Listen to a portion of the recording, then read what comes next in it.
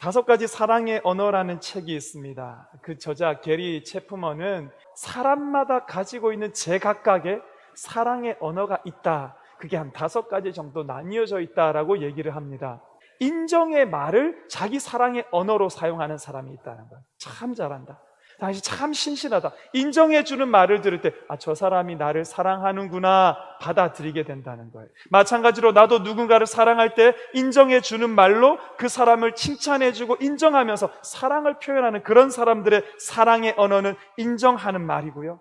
그런가 하면 또 어떤 사람들은 함께하는 시간을 이 사랑의 언어로 인식하는 사람이 있다는 거예요. 상대방이 자기를 위해서 무언가를 해주고 봉사하고 섬겨주고 그럴 때에 내가 사랑받는구나 느끼는 그런 유형이라는 거예요. 지금 왜 이렇게 아침부터 사랑 얘기를 하냐면은 오늘 말씀을 읽어가다 보면 하나님과 인간 사이에도 이런 것들이 유사하게 존재하는구나. 너희가 나를 예배하려거든, 너희가 나를 경배하려거든, 너희가 나를 사랑하려거든 이와 같이 하라. 하나님 쭉 말씀해 주셨습니다.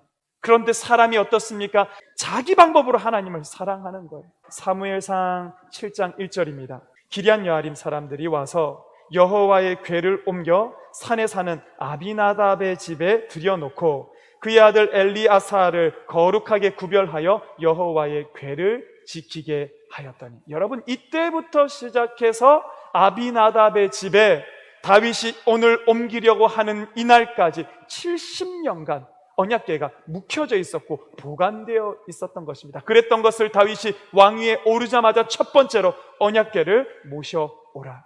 3만 명의 군대를 모아서 그 사람들로 호위하게 하였고 온갖 악기들로 연주하면서 하나님을 영화롭게 하였고 온 백성들이 모여서 함께 축하하는 성대하고도 정성스럽고 최선을 다해서 하나님 언약궤를 모셔오려고 하는데, 그런데 그 과정 가운데 끔찍한 사건이 발생한 거죠. 6절 7절입니다. 그들이 나곤의 타작 마당에 이르러서는 소들이 뛰므로 웃사가 손을 들어 하나님의 궤를 붙들었더니 여호와 하나님이 웃사가 잘못함으로 말미암아 진노하사 그를 그곳에서 치시니 그가 거기 하나님의 궤 곁에서 죽으니라. 근데 여러분, 이 이스라엘 백성들은 언약궤를 옮겨오는 과정에서 큰 2가지의 잘못을 범하고 있습니다. 그 첫 번째는 다윗의 잘못입니다. 오늘 이 사무엘 하의 말씀과 똑같은 사건이 역대상 13장에 기록이 되어 있는데 더 자세히 기록되어 있습니다. 다윗이 천부장과 백부장 곧 모든 지휘관과 더불어 의논하고 다윗이 이스라엘의 온 회중에게 이르되 만일 너희가 좋게 여기고 또 우리의 하나님 여호와께로 말미암았으면 우리가 이스라엘 온 땅에 남아있는 우리 형제와 또 초원에 딸린 성읍에 사는 제사장과 레위 사람에게 전령을 보내 그들을 우리에게로 모이게 하고 3절 우리가 우리 하나님의 궤를 우리에게로 옮겨오자. 사울 때에는 우리가 궤 앞에서 묻지 아니하였느니라 하매 4절 뭇 백성의 눈이 이 일을 좋게 여김으로 온 회중이 그대로 행하겠다고 한지라. 근데 여러분, 여기에 하나님은 어디 있습니까? 하나님 어떻게 옮길까요? 하나님 언제 옮길까요? 누가 옮길까요? 어디로 옮길까요? 하나님께 물어본 게 어디에 있냐는 거예요. 하나님의 언약궤라고 하면서 정작 하나님의 생각 없이 하나님 없는 열심만 남아있는 현장을 우리는 좀 전에 본 거예요, 여러분. 다윗이 어떤 사람이었습니까? 이제까지는 계속해서 하나님께 묻고 또 묻고. 사무엘하 2장 1절 그 후에 다윗이 여호와께 여쭈어 이르되 내가 유다 한 성읍으로 올라가리이까? 여호와께서 이르시되 올라가라. 다시 아뢰되 어디로 가리이까? 이르시되 헤브론으로 가지. 어디로 갈지, 어떻게 갈지, 누구를 보낼지 묻고 또 묻고 또 묻고 물었던 사람이 다윗이었는데 왜 정작 이 중요한 하나님 언약궤를 옮기는 일에는 하나님에게 묻지 않았을까요? 1절에 군대만 3만 명을 동원합니다. 2절 말씀에는 자기와 함께 있는 모든 이스라엘 백성들을 함께 동원해서 이 사람들이 함께 기뻐하게 했다는 거예요. 3절에는 새 수레를 만들어서 삐까번쩍한 수레를 타고 그 언약궤를 옮기게 만들었고요.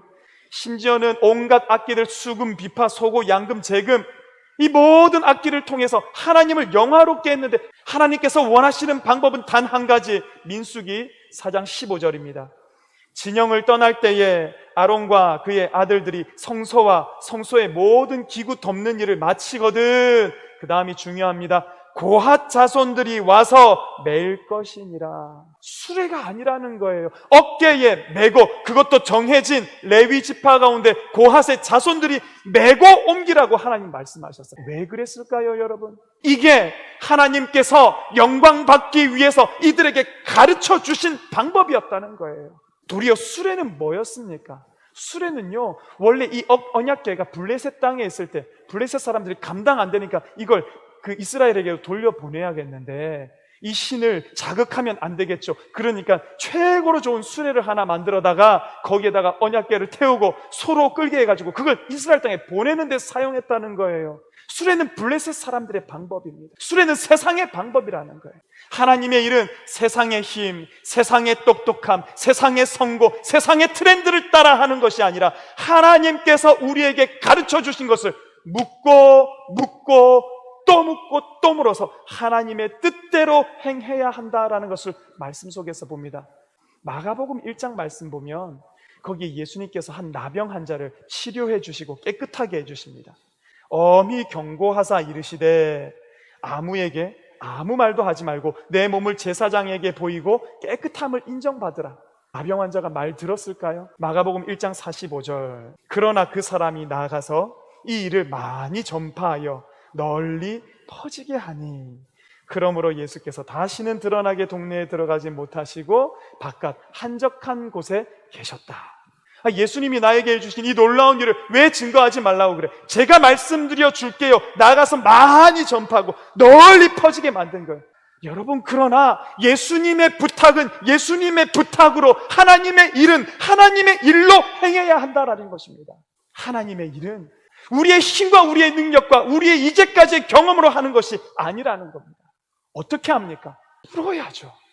다윗처럼 묻고 또 묻고 또 묻고 언제 할까요? 어떻게 할까요? 그 하나님의 응답을 받을 때 하는 그것만이 하나님께서 기뻐하시는 일인 줄 우리 성도님들 기억하시기를 간절히 바랍니다. 오늘 나의 힘과 내 생각과 내 능력으로 하고 있는 일이 있다면 내려놓고 오늘 주님께 물어보는 우리 모든 성도님들 되시기를 간절히 바랍니다.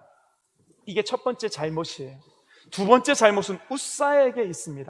웃사가 무슨 잘못을 했습니까? 민수기 4장 15절. 고핫 자손들이 와서 맬 것이니라. 그 다음이 중요하죠. 그러나 성물은 만지지 말라. 그들이 죽으리라. 해막 물건 중에서 이것들은 고핫 자손이 맬 것이다. 고핫 자손이 맵니다. 매지만 채를 꿰어서 어깨에 매는 거고요. 그걸 손대서는 안 된다는 겁니다. 손대면 죽으리라 라고 분명히 하나님 말씀하셨습니다. 손대면 안 되는 성물에 왜 굳이 웃사는 거기에 손을 대었던 것일까? 이 하나님의 언약궤가 아비나답의 집에 처음 들어갔을 때부터 아비나답은 자기 자녀들을 시켜서 하나님의 언약궤를 지키게, 거룩하게 구별해서 지키게 만들었습니다. 그게 70년이었습니다. 웃사도 그의 자손 중에 한 사람이라는 거죠. 그러면서 웃사가 은연중에 사람들 앞에 보이고 싶었던 게 뭘까요? 들썩하면서 언약궤가 들썩일 때 그때 자기의 손을 우아하게 올려놓으면서 걱정하지 마세요. 이 언약궤는 우리가 70년 동안이나 지켜왔던 거예요. 마치 언약궤의 어떤 능력이 자기로부터 말미암은 것인 것 마냥, 언약궤의 소유권이 있는 것 마냥 이와 같이 했던 것이 하나님 눈에 불편해 보이셨다라는 것입니다. 사무엘상 6장 8절입니다. 여호와께서 웃사를 치심으로 다윗이 분하여 그곳을 베레스 웃사라 부르니. 여러분, 베레스 웃사, 히브리 말로 하면 페레츠 웃자라고 발음이 됩니다. 페레츠 웃자. 페레츠는요, 치다, 파괴하다. 하나님께서 웃사를 치셨다라는, 하나님께서 웃사를 파괴하셨다라는 말입니다. 그런데 웃사라는 말이 사람 이름으로 쓰였지만 사실은 그 자체로도 뜻을 가진 단어입니다. 무슨 뜻이 있습니까? 힘, 능력, 강함. 그렇다면 오늘 베레츠 웃자, 베레스 웃사라는 말 속에 하나님께서 웃사를 죽이시며 보이시는 게 뭔지 아시겠습니까? 하나님께서 사람의 힘을 치셨다. 웃사를 죽임으로 말미암아서 그 치닫고 있는 다윗의 발걸음을 멈추신 것이 베레스 우사 아니냐라는 거예요. 그러면서 여러분, 이 일의 결말은 어떻게 됩니까?